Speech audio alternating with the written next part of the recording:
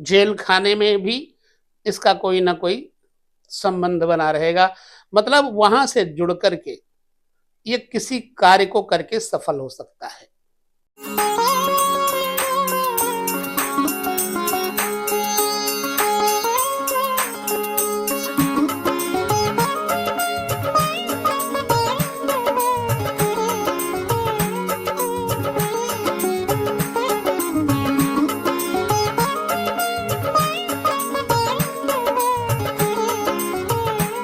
सभी दर्शकों को नमस्कार, जय श्री कृष्ण।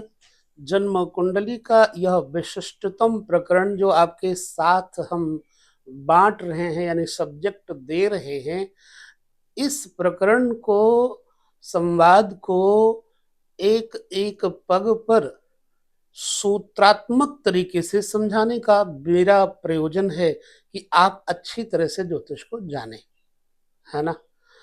तो आज हम फलादेश की जो चर्चा करने जा रहे हैं वो गुरु और सूर्य की है। गुरु आदित्य योग, मतलब जिस व्यक्ति की कुंडली में हो उस व्यक्ति को राज काज की प्राप्ति होती है। गवर्नमेंट सेक्टर से उसे विशिष्टतम पदों की प्राप्ति होती है, बशर्ते उस पर किसी प्रकार के पापी ग्रहों का प्रभाव न हो। अष्टमेश, षष्ठेश, द्वादशेश, त्रिकेश का प्रभाव न हो, फिर तो कहना ही क्या है। आप अपने जन्म कुंडली में देखिए कि गुरु और सूर्य अगर एक साथ लग्न के अंतर्गत बैठे हैं तो आपके अंदर क्या प्रभाव हो सकता है। गुरु जन्म कुंडली में जो काल पुरुष की कुंडली है वहां पर पंचम और नवम अर्थात दोनों मूल त्रिकोणेश होते हैं। और जब दसम स्थान को भी देखा जाए तो गुरु वहां के भी कारक होते हैं। अब दसम स्थान के कारक सूर्य भी हैं और लग्न के कारक सूर्य ही है। अब ये दोनों कितने महत्वपूर्ण और मूल्यवान हो गए। राज्य भाव दशम स्थान होता है, इसको राज्य क्यों नहीं प्राप्त होगा। मतलब अगर गुरु सूर्य लग्न में हो तो, नवम में हो तो, पंचम में हो तो, दसम में हो तो वास्तव में चमत्कार करेंगे। लेकिन कितना कुछ चमत्कार कर सकते हैं, ये आपके गुरु और सूर्य पर बैठे हुए अन्य ग्रहों का प्रभाव बुरा ना हुआ तो। चलिए, केवल गुरु सूर्य लग्न में स्थित होने पर जातक को सामाजिक सम्मान, स्वास्थ्य, सौंदर्य, जो आपका वे ऑफ टॉकिंग है वो अट्रैक्टिव होगा, अगले पर्सन को, सामने वाले को प्रभावित करता होगा, इंप्रेसिव होगा।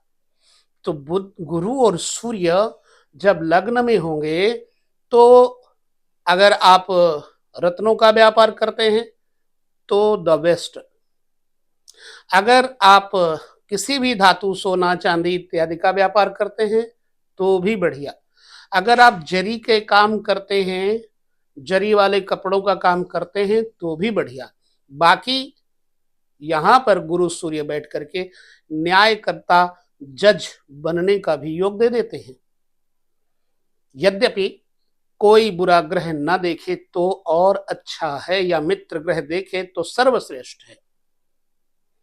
अब गुरु सूर्य लग्न में होकर के जातक को थोड़ा बाल कम कर देते हैं, लेकिन यहां विवेक, ज्ञानवर्धन होने के कारण जातक शुद्ध बुद्ध, विज्ञानमय जीवन जीने वाला और दूसरों को सेवाओं में लगाने वाला, समर्पण कराने वाला, धार्मिक प्रवृत्ति का व्यक्ति होगा। गुरु सूर्य लग्न में होंगे तो बात गुरु सूर्य की लग्न के अंतर्गत यदि आती है तो यहां पर व्यक्तित्व को श्रेष्ठतम समझना चाहिए। अब बड़ा वीडियो ना बने इसलिए हम अगले घर को भी लेकर समझते हैं फलादेश। अगला घर धन भाव, धन भाव के कारक बृहस्पति हैं और जब सूर्य के साथ बैठे तो व्यक्ति के पास जो पैतृक संपत्ति है, धातु से संबंधित, जेवरात से संबंधित, वो होगी। फिर कहूंगा यदि कोई बुरे ग्रहों का प्रभाव ना हुआ तो होगी, नहीं तो फिर संपत्ति ये खुद स्वयं बनाएगा। पिता से विचारधाराएं यदि इस व्यक्ति की मिल जाएं तो यह चार चांद लगा सकता है। खान पान अगर शुद्ध रखे तो ये व्यक्ति काफी धनवान हो सकता है। दूसरा भाव कुटुंब के बारे में बताता है, वाणी की ओजस्विता को दर्शाता है। अब किसी भी तरह का कंपटीशन हो, वैदिक, तांत्रिक, मांत्रिक, औषधीय, चिकित्सा पद्धति से लेकर के हर विषय के बारे में टैलेंटेड होता है व्यक्ति। गुरु सूर्य दूसरे घर में बैठेंगे तो भी जातक के अंदर विज्ञान, कला, अध्यात्म, ज्योतिष, ध्यान इत्यादि की योग्यता जरूर होगी। अपने कुंडली में बताइएगा यदि है गुरु सूर्य, बशर्ते राशियों का भी ध्यान रखिएगा। सूर्य की शत्रु राशि ना हो, गुरु की शत्रु राशि ना हो, ये बड़ी शर्तें हैं, यहां कंडीशंस लागू होती हैं। प्रायः हमारे दर्शक बोल देते हैं कि यहां पर तो हमारे गुरु सूर्य बैठे हैं पर अच्छा लाभ नहीं है, तो आपको वो देखना चाहिए भाई किस राशि में बैठे हैं, कंडीशंस देखिए तो कंडीशन अप्लाई होती है। तृतीय भाव लेखन के बारे में, मित्रों के बारे में प्रसिद्ध है, आप जानते हैं, यात्राओं के बारे में प्रसिद्ध है। तो यह तृतीय भाव का जो स्वामी है, यहां पर कोई भी हो, परंतु तृतीय भाव में अगर गुरु और सूर्य बैठे हैं तो जातक को दिमागी शक्ति बहुत मिलती है। जातक को हस्त क्रिया, शिल्प क्रिया, शिल्प कला जैसी बात बहुत सारी जानकारी होती है। जातक मित्र वर्गों में फेमस पर्सनालिटी वाला होता है। संबंधियों के आगे बैठने पर यह है, व्यक्ति को आगे किया जाता है कि भाई आप कोई निर्णय दें, फैसला सुनाएं, तो ये फैसला भी सुनाता है। आध्यात्मिक यात्राएं बहुत होती है। तीसरे घर में बैठ करके गुरु सूर्य अगर किसी के शुभ हैं तो इनके साथ जो बैठता है उस व्यक्ति को यह है ज्ञान विज्ञान के विषयों को समझाते हैं। टीचिंग, बैंकिंग, किसी भी सब्जेक्ट में यह व्यक्ति महारत रखता है। चौथे घर में गुरु सूर्य का प्रभाव, क्या चौथे घर में सूर्य खराब करेंगे? पिता या माता किसी एक के सुख में थोड़ी सी कमी जरूर आएगी, परंतु गुरु सूर्य के होने के कारण जातक के माता के माध्यम से जातक को शिक्षा, मर्यादा, संस्कृति का बोध होगा। धर्मनिष्ठ जातक होना चाहिए। यदि कोई इस चतुर्थ स्थान पर बुरे ग्रह की दृष्टि नहीं है, त्रिकेश की स्थिति नहीं है, तो जातक धनवान, वाहन से युक्त, विशिष्टतम सुख साधनों से संपन्न होगा। शिक्षा स्तर अच्छा होगा, व्यवसाय स्तर अच्छा होगा, भ्रमण, यात्राएं आदि भी अच्छी होंगी। और यह जातक ज्यादातर आध्यात्मिक रहन सहन वाला, साफ सुथरा घर, साफ सुथरा कमरा, साफ सुथरी चीजें सालीके से रखना, इसको बहुत पसंद होगा। सूर्य गुरु चौथे घर में होने पर जातक को इस प्रकार का फलादेश संभव मिल सकता है। पंचम स्थान पे आते हैं। यहां यह भी ध्यान रखना, मैं यहां दृष्टियों की बात नहीं कर रहा हूं, केवल दो ग्रहों की स्थितियों की बात कर रहा हूं, युक्ति की बात कर रहा हूं, युति की ही चर्चा कर रहा हूं। पंचम भाव बृहस्पति का कारक भाव है। पंचम भाव पुत्र के लिए विशेष जाना जाता है। सूर्य के साथ होने पर बृहस्पति एक पुत्र देता है। बृहस्पति के साथ सूर्य होने पर एक पुत्र देता है। संतानें अच्छी, मर्यादित, संस्कारी, बुद्धिजीवी। अब यह व्यक्ति किसी ना किसी शिक्षा क्षेत्र में जरूर जुड़ा होगा, बच्चों को बहुत प्यार करेगा, बच्चों को शिक्षित करेगा, सामाजिक वर्गों में से इसकी श्रेष्ठता सामने आएगी, यह व्यक्ति श्रेष्ठ होगा। अब आमदनी भी अच्छी होगी और प्रोफेसर जैसे रैंक वालों के साथ इस व्यक्ति का ज्यादातर ज्वाइंट होगा। ये हल्की फुल्की बातें तो आप जानते ही हैं, लेकिन 2 ग्रहों की युति की चर्चा हम कर रहे हैं।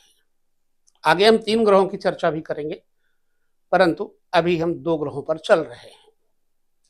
यहां बैठकर बृहस्पति और सूर्य, जातक को अध्यात्म में रुचि, वैदिक रुचि और ईश्वर की तरफ ले जाने वाली स्थितियों में उसकी रुचि खूब बढ़ेगी। जातक का भोजन ज्यादा होगा, खाने का शौक होगा, लिहाजा जातक का पेट निकल आने का भय रहता है।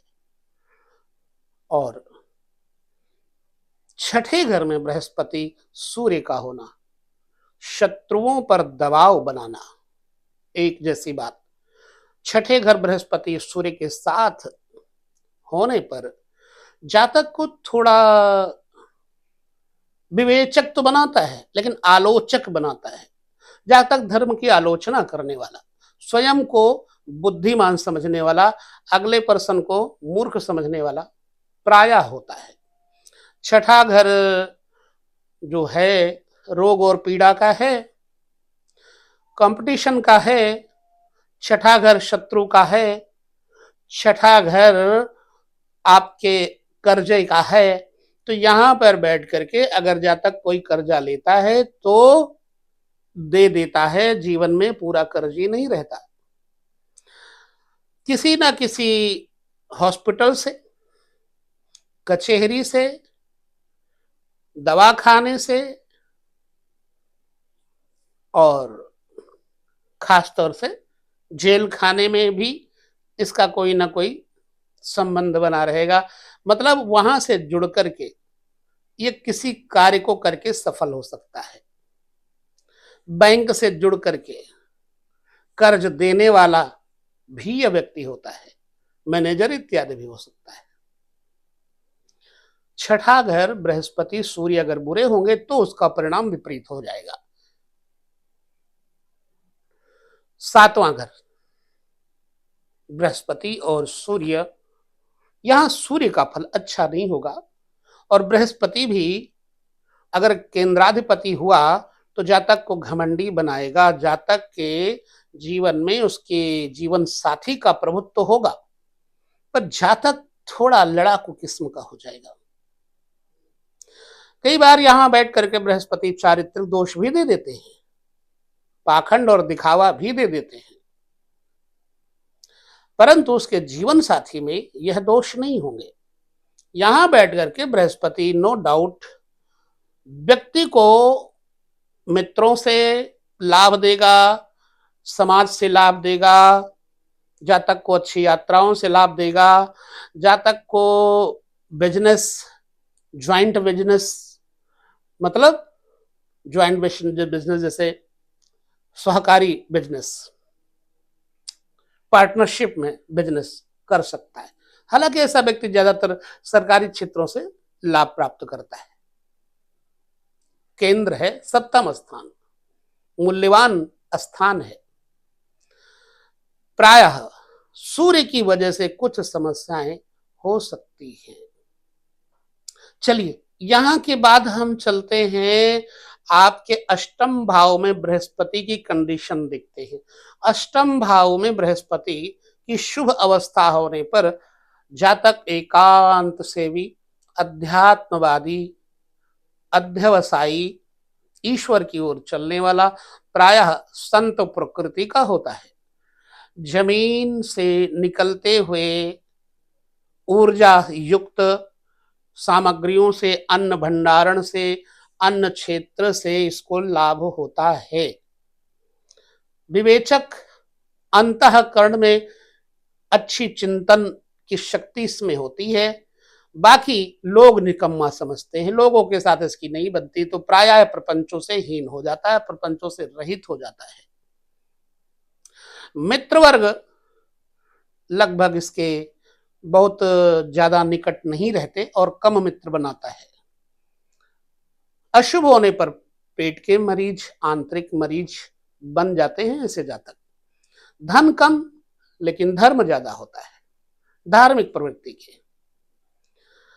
यह अष्टम स्थान शमशान स्थान है, अष्टम स्थान खोज का स्थान है, नो डाउट। अष्टम स्थान से व्यक्ति को सीबीआई, आईबी, इंटेलिजेंस ब्यूरो इत्यादि में गुप्तचर की स्थिति को भी जाना जा सकता है। बड़ा बढ़िया स्थान है अष्टम। और मृत्यु के उपरांत की स्थिति के बारे में बताता है। अष्टम स्थान मृत्यु भी है। और ठीक धर्म, परिवार के सदस्य जो मर के गए वो किस अवस्था में है, नवम घर बताता है। नवम घर भाग्य भाव तो है ही है, कुटुंब भी है, धर्म है। पिता के धर्म में कितनी वृद्धि हुई ये नवम घर है। इसलिए जातक के शिक्षा का स्तर सात्विक या तामसिक कैसा है, नवम घर है। तो नवम घर से अगर बृहस्पति सूर्य की स्थिति मजबूत हुई तो जातक को संतान का सुख, मित्रों का सुख, यात्राओं का सुख, विदेशी सुख, विदेशी दौलत का सुख मिलेगा। नवम घर में बृहस्पति सूर्य जातक को ऊर्जावान, पांडित्य, कर्म में प्रवीण बनाते हैं। यानी ये वेद, मंत्र, यंत्र, विज्ञान और प्रवचन इत्यादि लोक सुधारक व्यक्ति होता है, समाज सुधारक व्यक्ति होता है, सेवा भाव वाला व्यक्ति होता है। पर घमंडी होता है, अपने ज्ञान का घमंड। यदि जरा सा भी बृहस्पति यहां दूषित हुआ तो ज्ञान का घमंडी बना देता है।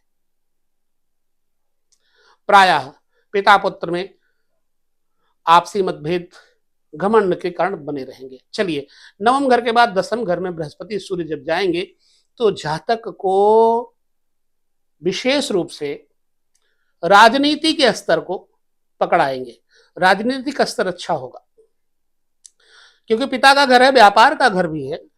बृहस्पति सूर्य जब यहां होंगे तो जातक का पिता विशिष्ट बुद्धिमान, विद्वान, योग्य हो सकता है। और जातक पिता पुत्र में बड़ा स्नेहिल संबंध जातक का होता है। फिर कहूंगा कि गोल्ड, ज्वेलरी और इलेक्ट्रॉनिक्स, चमकीले पदार्थ, प्रकाश पुंज वाले चमकीले पदार्थ एवं राजनीतिक तथा गवर्नमेंट से व्यवसाय और गवर्नमेंट नौकरी से इस व्यक्ति को लाभ प्राप्त होता है। बृहस्पति सूर्य पर कोई बुरी स्थिति ना हो तो, अष्टमेश, षष्ठेश, द्वादशेश ना हो तो। 11वें घर में बृहस्पति सूर्य बैठ करके जातक के सूर्य सप्तम दृष्टि से पंचम घर को और बृहस्पति तृतीय, पंचम और नवम घर को देखेंगे। जातक का जीवन साथी बढ़िया होगा। पुत्र संतान में कुछ कमी थोड़ी बहुत रहेगी, मतलब विलंब से संतान प्राप्त हो सकती है। नवम घर के बाद दसम घर और 11वें घर में नवम से पराक्रम देखा जाए तो यहां से व्यक्ति को अपने भाग्य का पराक्रम, पुरुषार्थ देखने का अवसर आता है। व्यक्ति का भाग्य क्या है? आमदनी। तो आमदनी यहां से देखी जाती है। लिहाजा ऐसा व्यक्ति व्यवसाय से भी लाभ लेगा, राजनीतिक क्षेत्रों से भी लाभ लेगा, प्रॉपर्टी से भी लाभ लेगा। बहुआयामी बिजनेस, बहुआयामी आमदनी के मार्ग खुले होंगे। 11वां घर अगर बृहस्पति शुभ हुआ यहां तो 3 बच्चे होंगे। अब 12वें घर में बृहस्पति को हम देख लेते हैं। 12वां घर त्रिक भाव है, पर 12वां घर मैं बताऊंगा कि हॉस्पिटल भी है। बैंक भी है, क्योंकि छठा घर कर्जा है तो सातवां घर, छठे से सातवां यानी 12वां घर बैंक है। छठा घर रोग है तो 12वां घर हॉस्पिटल है। छठा घर लड़ाई झगड़ा है तो 12वां घर पुलिस और जेल खाना है। तो यहां से जेल खाना, हॉस्पिटल, बैंक इत्यादि का ध्यान करके देखें तो संबंध होता है। लिहाजा ऐसी अवस्था में जातक ऊंचे व्यापार में बहुत सारा पैसा कई बार कर्ज लेकर के लगा देता है तो ऋणी हो जाता है। नेत्र विकार यानी कि आंखों में विकार, टांगों में प्रॉब्लम और पिछले बैक हड्डियों में भी प्रॉब्लम, सिर के दर्द इत्यादि से पीड़ित हो सकता है। और जातक को पिता, भाई, परिवार ये सब धोखा दे देंगे या फिर जातक धोखा दे देगा। विदेशी संबंध जरूर होगा, विदेशों से संबंध जरूर होगा। जातक धनवान होगा, अपने पास कुछ नहीं रखेगा, घर में ही लगा देगा। लिहाजा देखने में लगेगा इसके पास कुछ नहीं है। लिहाजा 12वें घर में बृहस्पति सूर्य अगर बुरे हुए तो जातक को गरीबी, दरिद्रता, प्रॉब्लम दे देते हैं, रोग, परेशानियां, कर्जा दे देते हैं और पति पत्नी में मतभेद दे देते हैं। यदि यहाँ शुभ हुआ तो पति पत्नी अच्छे होंगे, जातक का जीवन उज्जवल कीर्ति वाला होगा, दाम्पत्य जीवन सात्विक होगा। अन्यथा बुरा होने पर नुकसान करेगा। तो ये बुध, बृहस्पति, सूर्य को लेकर आपके साथ मैंने जो चर्चा की, फलादेश की, आपको कैसा लगा हमें जरूर बताएं। माँ भगवती की कृपा से जो भी बुलाया उन्होंने, इस स्पीकर ने बोल दिया, आगे आपके कमेंट बताएंगे फलादेश कैसा है। लेता हूं विदा, अगले वीडियो में सूर्य और शुक्र की स्थिति के बारे में जानेंगे, ऐसे 9 ग्रहों के बारे में जानेंगे। तो देखिएगा, यदि आपका सूर्य शुक्र कहीं इकट्ठे हो तो बहुत महत्वपूर्ण अगला विषय भी है। विदा लेते हैं, नमस्कार, जय श्री कृष्ण।